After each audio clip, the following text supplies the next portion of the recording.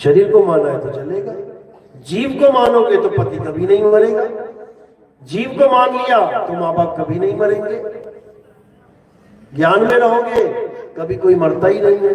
अज्ञान में रहोगे तो डेट ऑफ बर्थ और डेट ऑफ एक्सपायरी लिखते घूमोगे। इस तारीख को पैदा हुए थे, इस तारीख को मर गए। ज्ञान में आ जाओगे तो ना कभी पैदा हुआ ना कभी मरे। बस इसी को समझना है। तो ये तब समझ में आता है जब भेदी गुरु तुम्हारे जीवन में आता है और भेद बताता है, मंत्र नहीं जपवाता। आज जितनी भी दुकानें चल रही हैं ये सब 52 अक्षरों की दुकानें हैं और इनका आधार क्या है? ये जीव। ये जीव है तब ये दुकानें चल रही हैं। क्यों? सारे मंत्र जीव से ही दिए जाते हैं। कोई भी नाम ले लो, गुरु की जीव ना हो, नाम लेके दिखा दो तुम क्या देता है। सारे नाम ही जीव से है, आधार ही जीव है। तो साहिब समझा रहे हैं 52 अक्षर जीव आधारा, आदि अक्षर जीभ्या से न्यारा। लेकिन लोगों को नहीं समझ में आ रहा। जीव आधार वाला नाम लेके बैठे हो, वो हमें तार देगा। कोई नहीं तारेगा भाई। ये 52 अक्षर है, ये 52 का जाल है और इस जाल से कौन निकालेगा? केवल आत्मज्ञानी ही निकाल सकता है, बाकी किसी के बस की बात नहीं है। ये गद्दियों पे बैठे महंत देखने में लग रहे हैं कि महंत है, ये सब काल के ही दूत हैं जो यहाँ 52 का पसारा डालने के लिए आए हैं। साहिब समझा रहे हैं बाणी में, जो नर पड़े 52 के फेरा, सो नर जानो काल के चेरा।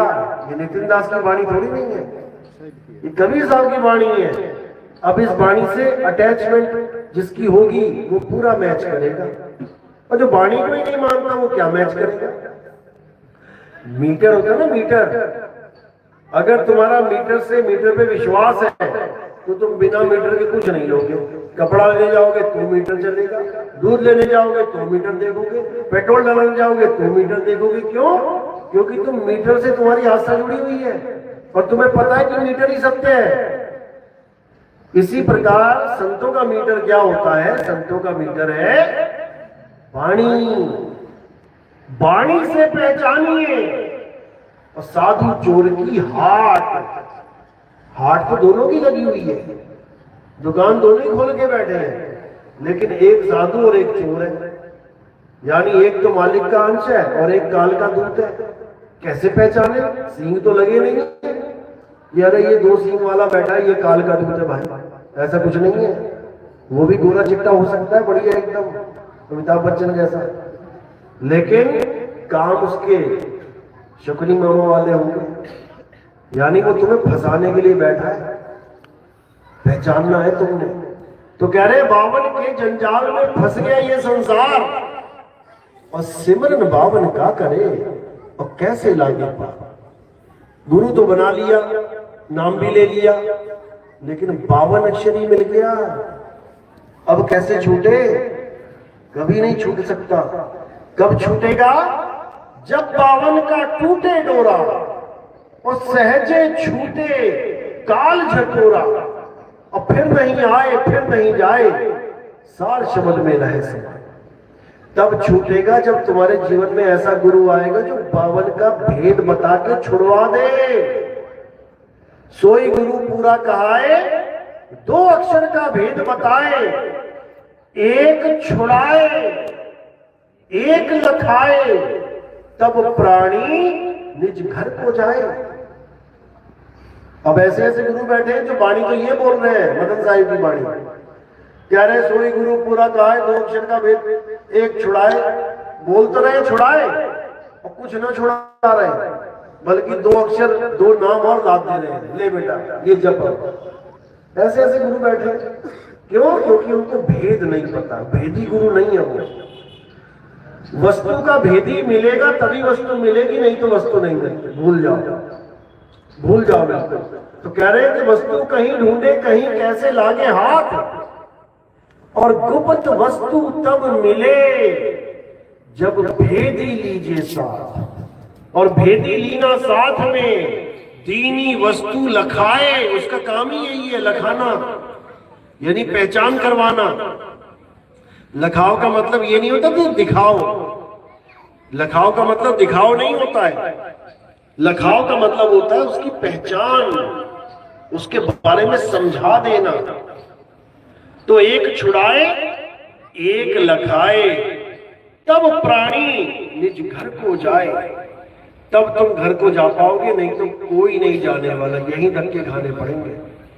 इसलिए साहिब ने कबीर सागर में पहली वाणी जो है उसी में सारा भेद छुपा रखा है, ताकि ये जीव अटक ना जाए कहीं। कह रहे सत्य नाम है सार, बूझो संत विवेक करी, उतरो भवजल पार। सतगुरु का उपदेश यही है। उन्होंने पहले ही सतनाम का जिक्र कर दिया कि सत्य नाम है सार। जो लोग कहते हैं कि सार शब्द कुछ नहीं है, सार शब्द कुछ नहीं है, उनके लिए ये वाणी है समझने के लिए कि सार है। और क्या है सार? सत्य नाम है सार। क्योंकि कई लोग सार शब्द समझ नहीं पाते कि ये क्या है सार शब्द, लेकिन जब हम कहते हैं सतनाम तब उनके समझ में आ जाती है बात कि सतनाम का मतलब है सच्चा नाम। अब सच्चा नाम है, इसका मतलब झूठा नाम भी है। तो ये तत्व का खेल पहले से चलता आ रहा है, कबीर साहब को आने की जरूरत नहीं पड़नी थी। अगर मंत्रों से मुक्ति होती है, उनके पहले ही कई नाम चल रहे हैं। कबीर साहब के आने का मकसद तो इन मंत्रों को खत्म करना है, इन मंत्रों को, इन जापों को खत्म करना है। लेकिन कबीर पंथ में ही जाप चल रहे हैं। दुविधा तो ये है, साहिब समझा भी रहे हैं, मोह को कहां ढूंढ रहे बंदे, मैं तो तेरे पास में। और नाम है जप में, पता नहीं क्यों नहीं कबीर पंथियों के दिमाग में जा रही है वाणी। गा सभी रहे हैं, किताबों में सबने छाप रखा है, लेकिन जैसी लाइन आती है नाम है जप में और उनसे कोई बात करो तो कहते हैं नहीं नहीं नहीं नहीं, ऐसा कैसे हो सकता है, बिना जपे कैसे परमात्मा मिल सकता है। अच्छा, मतलब वो अज्ञानी है जो लिख के चले गए, जो बता के चले गए। नहीं समझ में आ रही बात। क्यों? क्योंकि गुरु ही वैसा नहीं मिला। गुरु ही ऐसा मिल गया कि बेटा नाम जपेगा तो परमात्मा मिलेगा, नाम नहीं जपेगा तो परमात्मा नहीं मिलेगा। अब करे तो करे क्या जी। इसीलिए साहिब ने गुरु तो चलो ठीक है बोला ही है गुरु धारण करने को, लेकिन उन्होंने शब्द विवेकी पारखी गुरु की बात करी है। वो नहीं बताएंगे ये लोग, वो नहीं समझाएंगे कि शब्द विवेकी पारखी होता क्या है। गुरु की महिमा गाएंगे दिन रात, गुरु धारण कर लो, गुरु धारण कर लो। उससे क्या होगा? मंत्र मिल जाएगा। मंत्र देने वाले गुरुओं की महिमा गा लेंगे, लेकिन शब्द भेदी की कभी महिमा नहीं गाता कोई। क्यों? क्योंकि पारक करेगा तो उसी को छोड़ देगा, उसी का चेला उसी को छोड़ के चला जाएगा। इसलिए केवल गुरु नाम पे अटका रखा है सबको और डरा रखा है कि जो गुरु को छोड़ेगा वो नरक में चला जाएगा। बताओ, जो गुरु को छोड़ेगा वो नरक में चला जाएगा। ऐसा अज्ञान फैला रखा है इन लोगों ने। और साहिब क्या कह रहे हैं? जब लग मिले नहीं शब्द वो सांचा, तब लग गुरु करो 10 पांचा। साहिब कह रहे हैं ये तो खेल ही नहीं है 1 2 4 5 गुरु का। कहते हैं जितने गुरु करने हैं करो। मुद्दा क्या है? मुद्दा सार शब्द है। तुम्हें सच्चा नाम प्राप्त होना चाहिए, चाहे पहला गुरु दे दे, उसके पास नहीं है दूसरे से ले ले, उसके पास नहीं है तीसरे चौथे पांचवें 10वें जितने मर्जी गुरु बना। अंत में जब तुझे शब्द विवेकी पारखी गुरु मिलेगा, बस फिर उसके बाद कोई गुरु बनाने की जरूरत नहीं पड़ेगी। फिर जो भेद तुम्हें मिल गया उस भेद में रमण करना है, उस आत्मा में रमण करना है और कुछ नहीं करना है।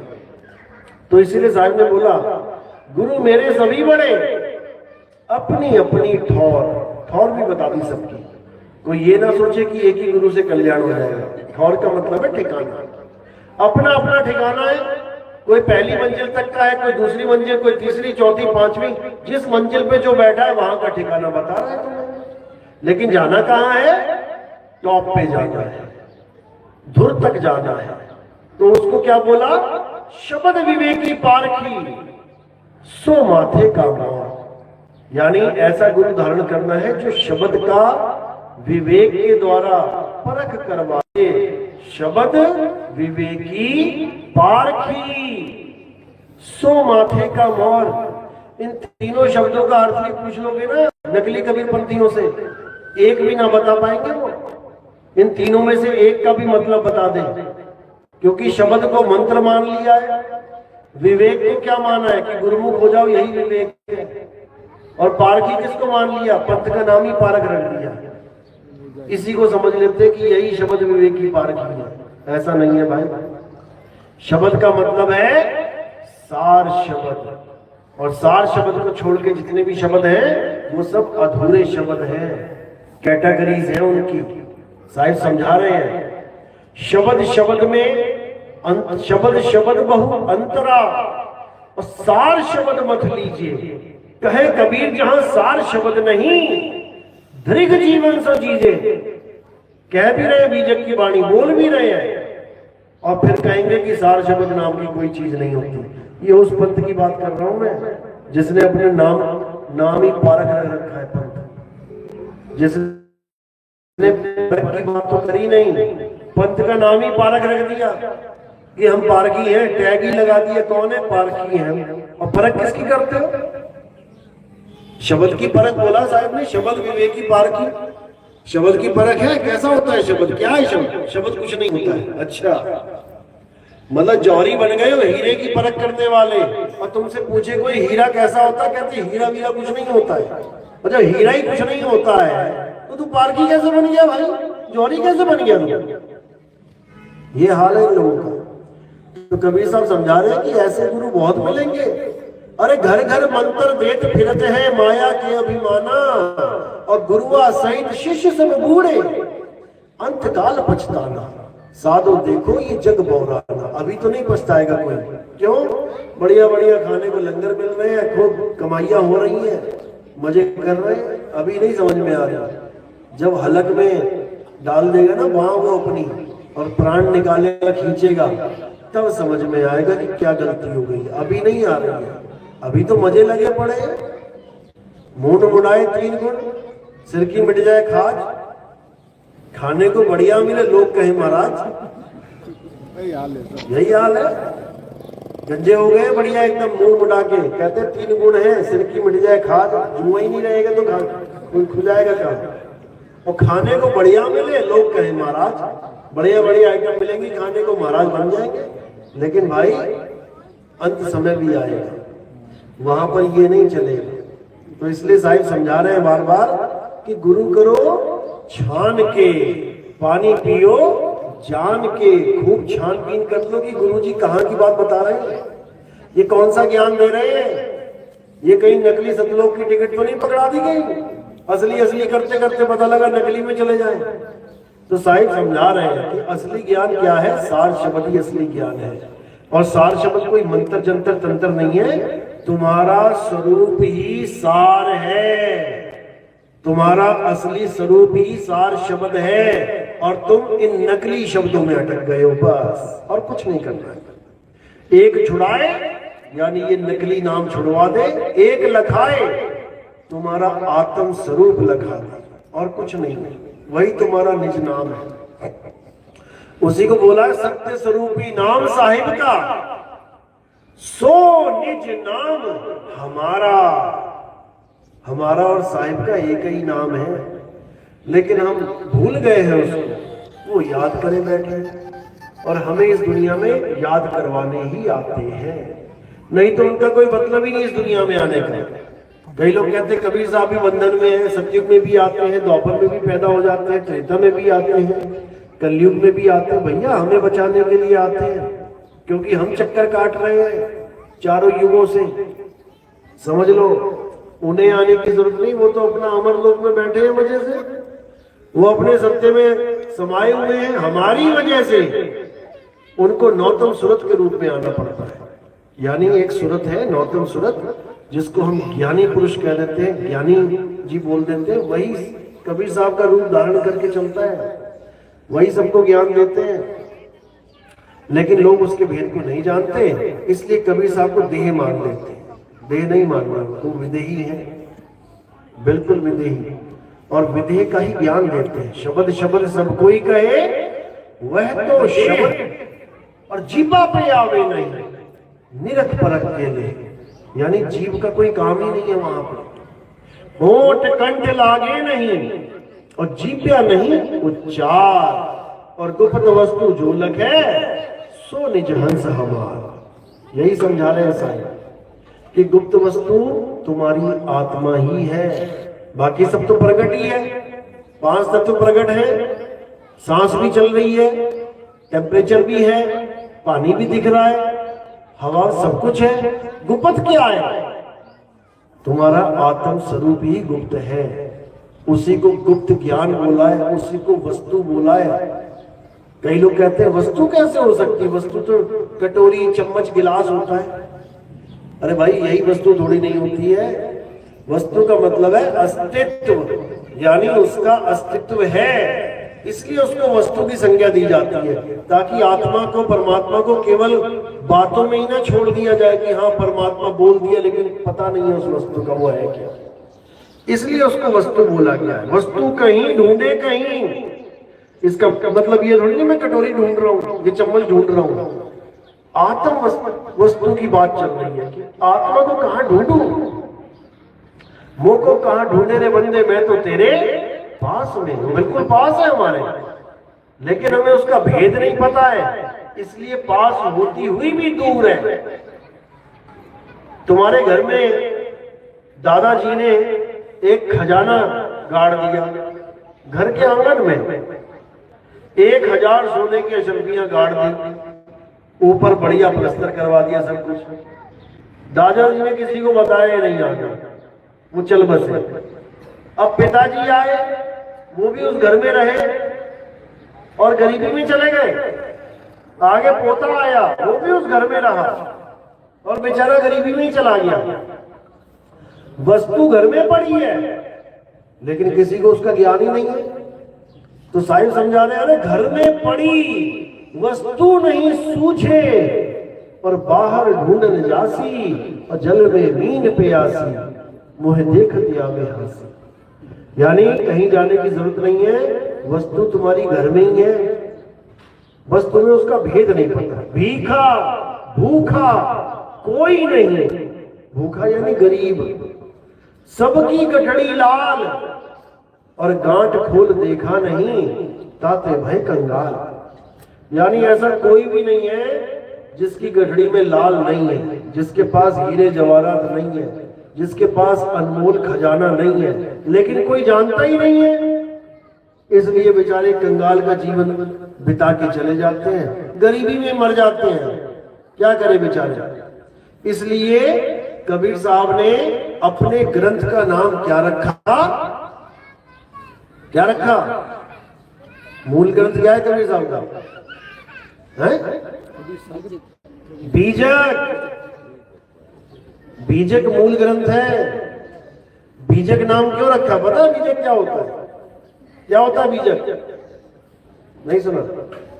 बीजक का मतलब होता है गुप्त खजाने को ढूंढने वाला यंत्र।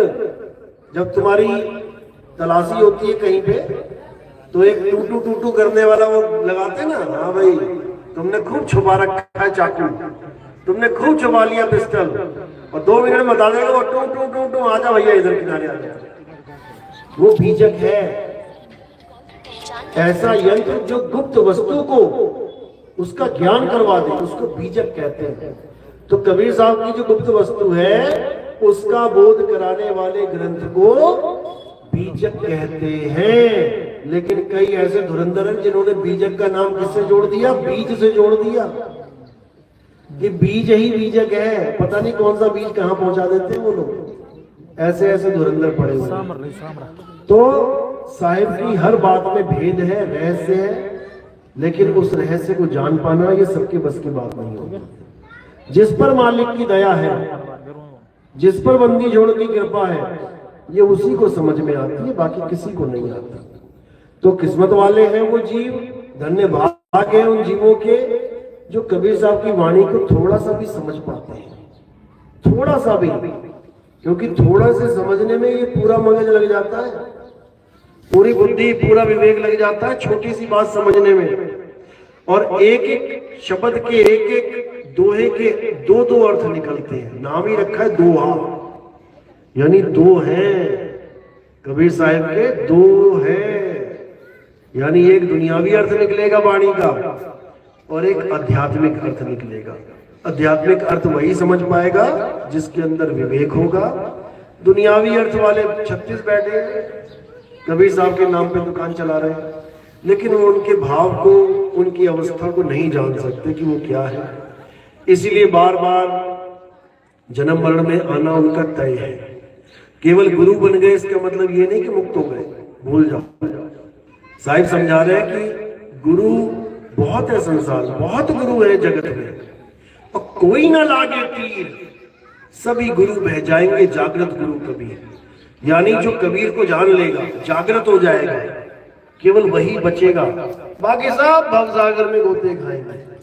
झूठा गुरु अजगर बना, लख 84 जाए, और सारी संगत चीटी बनी और तोड़ तोड़ के खाए। जो गुरु अपने लक्ष्य, जो उसका लक्ष्य है, अगर उसको केवल धन प्राप्ति या आश्रम बनाने का चक्कर या इसी में उलझा रहा हो, ये उसका लक्ष्य है, तो समझ लो कि जितनी संगत इकट्ठी कर रहा है ना, ये सब चीटी बन के आएंगी अपना अपना हिस्सा तोड़ने के लिए। हाँ, मुक्ति लक्ष्य है उसका, तो भले ज्ञान पूर्ण ना हो, फिर भी उसकी मदद की जाएगी। जो सच्चा गुरु नहीं भी प्राप्त कर पाया, क्योंकि गुरु सच्चा मिलेगा तभी तो चेला सच्चा बनेगा। चलो झूठा ही गुरु मिल गया किसी की किस्मत में, लेकिन उसका भाव सच्चा है, परमात्मा उसकी पूरी मदद करेगा। जैसे आप ही के गांव में एक आए थे ना गुरु जी, जिन्होंने अपना लिंगी काट दिया, क्या नाम था? छोगाराम जी महाराज। अब देखो कितना कितना पाक, कितना शुद्ध बंदा है वो। भले उसको गुरु पूरा नहीं मिल गया, गुरु नहीं मिला उसको पूरा, वो खुद बोल के गए। क्या बोल के गए थे? कि एक ज्ञान और आएगा, तुम्हारे गांव में खुद ही आ जाएगा। ये तक बोल के गए कि तुम्हें कहीं जाने की जरूरत नहीं पड़ेगी, तुम्हारे गांव में खुद ही वो ज्ञान आ जाएगा। तो उनकी बात में इतनी सच्चाई है, क्यों? क्योंकि परमात्मा ने उनके मुंह से निकलवाई ये बात, क्योंकि बंदा सच्चा है वो। उसका लक्ष्य परमात्मा है, उसका लक्ष्य ये दुनियादारी नहीं है, नहीं तो अपना अंग काट के दिखाए कोई।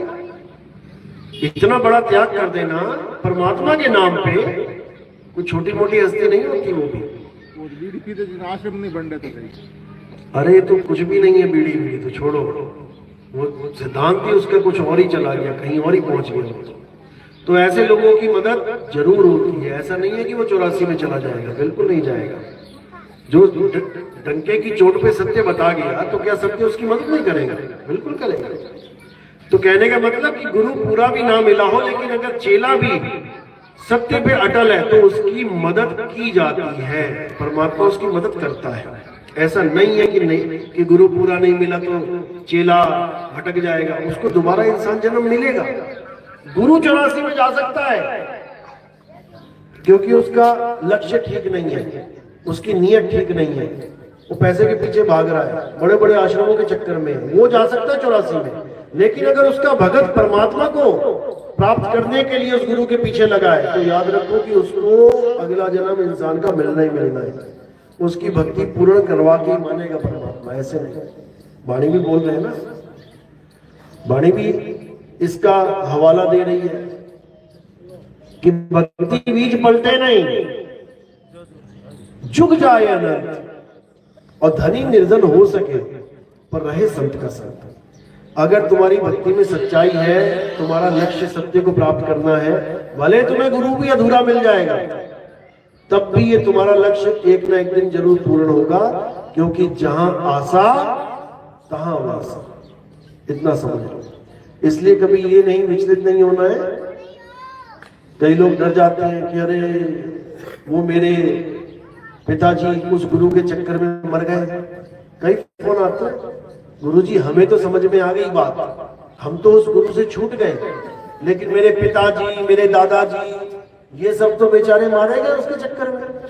तो घबराने की बात नहीं है, परमात्मा सब देगा। अगर पिताजी सत्य को साक्षी मान के गुरु से जुड़े थे सत्य को प्राप्त करने के लिए, तो उनकी क्लास चल रही है, उनको आगे 100% इंसान जन्म मिलेगा। ऐसा नहीं होता कि नहीं मिलेगा, क्योंकि उसका लक्ष्य पूर्ण होके रहेगा। तो इस चीज में नहीं पढ़ना है। लेकिन हाँ, शुक्र है मालिक का कि हमारे समय में ये ज्ञान उजागर हो गया, हमें समझ में आ गई। अब जब बीज पड़ी गया है तो पेड़ तो बनेगा। जिस घर में नाम आ जाता है, कहते हैं 21 कुलें तर जाती हैं उसकी, 21 कुलें, यानी 21 बार बच्चे हो जाएंगे। एवरेज मान के चलो कि 50 साल की एक उम्र है, तो कितने साल हो गए? 1000 साल हो गए। इसलिए बोला कि 1000 साल तक ये पंथ चलता है। एक बार मकान में घुस गया ना ये नाम, तो 1000 साल पार हो जाते हैं, जीव का कल्याण होता है।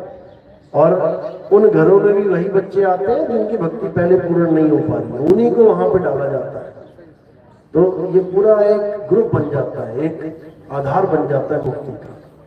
चलो, किसी का कोई सवाल, कोई पूछना चाहता है? नया भगत है, पहली बार आया है, दूसरी बार आया है, कुछ नहीं समझ में आता, क्योंकि नाम दीक्षा होगी। नाम दीक्षा में वही नाम लेना जिनको पूर्ण परख कर लिया है, जिसने पूरा विचार कर लिया है।